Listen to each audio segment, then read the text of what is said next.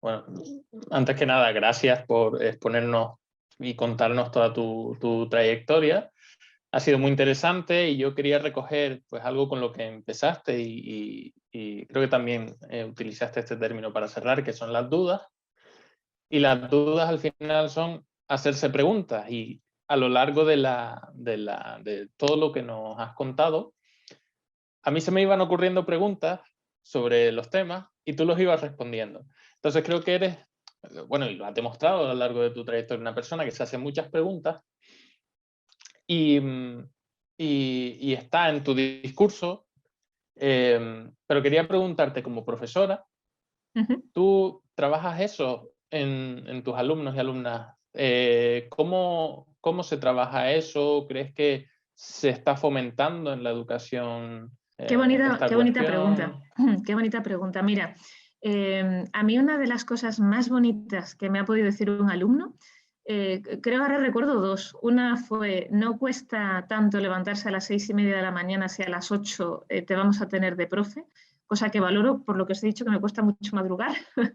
Y otra, eres una profe que permite que el alumno se haga preguntas. Y me gustó mucho esa frase, porque a mí me encanta que me pregunten y me encanta no saber responder, porque si no sé responder, significa que el alumno ha ido más allá de lo que yo incluso esperaba o de lo que yo pueda saber. O se le ha ocurrido un tema que a mí no se me ha ocurrido y juntos podemos responderlo. Entonces, si hay algún alumno que me esté escuchando, supongo que se acordará de momentos en los que me hacen una pregunta y me quedo durante mucho tiempo callado, mirando al techo o pensando en voz alta a ver cómo podemos resolver. Todas las dudas que me planteen los alumnos, nunca me voy a reír de ellas, porque considero que cada pregunta es una curiosidad o una necesidad de conocer. Y cada vez es más difícil que el alumno levante la mano y se atreva a preguntar en clase, porque da vergüenza, porque lo mismo dice una tontería. En mis clases ninguna pregunta es sinónimo de burla, incluso aunque la acabemos de explicar, porque eso significa que no me he explicado suficientemente bien y porque lo mismo están en ese momento mío en el que en su cabeza han conectado un chimpancé con un Batman, pues en su caso puede ser cualquier otra cosa, y cómo les voy yo a frenar esa duda o esa pregunta si lo mismo está siendo el germen de una futura carrera, de una futura vida. Entonces, para mí es esencial la duda. Creo que la duda viene acompañada de la curiosidad, quizá, y yo siempre digo que dudar no es malo. Incluso dudar te hace replantearte si lo que estás haciendo está bien o no, si lo que estás leyendo lo estás entendiendo o no. Entonces es verdad que en mis clases, lo que suelo hacer es, bueno, plantear el temario, porque eso hay que plantearlo, por supuesto, pero muchas actividades en las que son preguntas que induzcan a otras preguntas, desde luego. Y ya os digo, me flipa que me hagan preguntas que no sepa responder. Es genial esa sensación. Al día siguiente, claro, hay que ir con una respuesta, no, no puedes olvidarte de esa pregunta, ¿no? O sea que sí, valoro mucho trabajar en docencia las preguntas. Mm. Y has formado parte al final, pues eso, del sistema educativo desde dentro.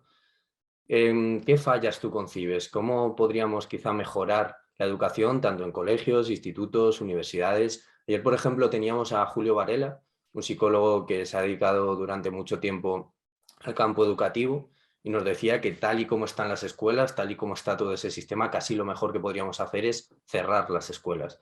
Porque, a ver, llevándolo muy al extremo, evidentemente, Ya. él, por ejemplo, no concibe que se puedan tener clases de universidad con 80 personas, como ha sido, por ejemplo, en mi caso, en la primera carrera, y creo que es el de la mayoría de facultades realmente.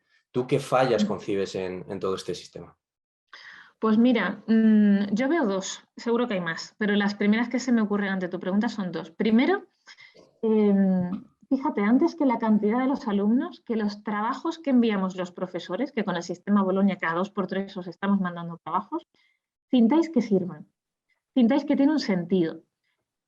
Cuando planteo el primer día de clase, que siempre se plantea la guía docente, ¿no? Donde hablas de lo que vas a hablar y cómo vas a evaluar, siempre les digo, una cosa que no quiero es que os pase, como a mí a veces me ha pasado, que tenéis que hacer este trabajo porque hay que hacerlo, pero va a quedar abandonado en un pendrive, en la nube, porque se hizo, porque había que hacerlo, entre grupos nos repartimos y punto. No. Me gusta que haya una implicación, si no personal, al menos sí social, que haya un impacto social. Por ejemplo, Durante el confinamiento a mí me tocó dar la clase de psicología penitenciaria, que es una clase que damos fundamentalmente a través del role-playing. Os he dicho que a mí me gusta el teatro y el doblaje, y yo interpreto papeles de los distintos internos que yo me haya ido encontrando. Me vuelvo agresiva, lloro, planteo problemas éticos que tengo, etcétera, ¿no? Claro, eso con un ordenador a través de la pantalla es complicadísimo. ¿Cómo podemos hacer algo con impacto social durante el confinamiento? Pues ya que ellos van a ser psicólogos, o sea, siempre pienso, ¿para qué les estoy formando? Para estar delante de internos y entender los numerosos umwelt que tienen esos internos, por así decir, ¿no? ¿Por qué no mandarles cartas? En un momento en el que no pueden recibir visitas, en un momento en el que hay un confinamiento dentro del confinamiento y trabajamos en esa carta las aproximaciones psicológicas de la asignatura. Se volcaron los alumnos. Es verdad que no fue solo idea mía, ¿eh? Vino una alumna, en este caso, y me lo propuso. O, por ejemplo, hacer un escape room a través de Instagram en el que tienen que aplicar los conocimientos que han aprendido a hacer preguntas a unos personajes de Instagram que yo me había inventado y que llamé a unos alumni, a otros alumnos de otros años, para que se hiciesen pasar por ellos, puesto que habían sacado la asignatura con muchas notas. Para que el alumno vea que lo que está haciendo sirve. Lo que os decía de pensamiento y lenguaje, ¿no? Que no haya más personas en una sala de espera buscando vídeos y no encontrándolos. Ahora van a encontrar los vuestros, vais a enseñar. Traigo pacientes a clase para que les entrevisten y luego hacemos un podcast en el que esas entrevistas se llevan a esos podcasts. Que sirva. Cuando tú, no sé si os habrá pasado, que os plantea algún profe un trabajo que tiene un sentido, os volcáis en ese trabajo, porque es como una aproximación a la vida real.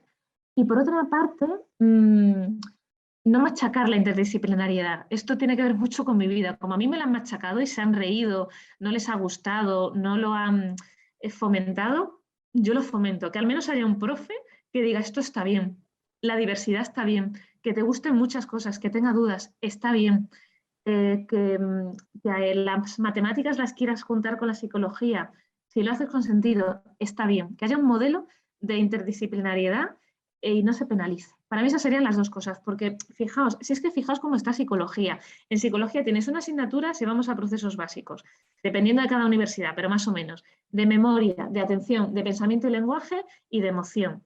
El humano es modular, o sea, vale que tenemos algunas regiones cerebrales un poco más especializadas, pero todo funciona en conjunto. Somos seres humanos que le han dado sentido a cada cosa, que yo entiendo que para dar estas asignaturas tengas que darlas de forma separada, al menos en algún momento, porque son modelos teóricos muy concretos.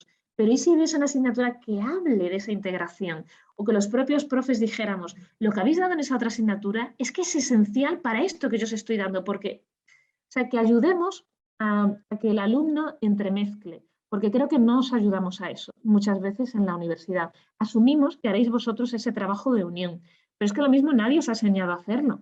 Entonces, para quien además, habrá alumnos que lo hagan por sí solos, pero puede que otros no, pues ayudemos a esos alumnos a que integren información. Esas dos cosas, integrar y que sirvan los trabajos. Yo creo que es lo que falta.